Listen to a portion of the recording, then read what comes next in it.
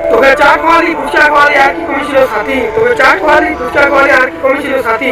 আরে মোর জান তোকে একটা দিতেছিল আমার বাকি।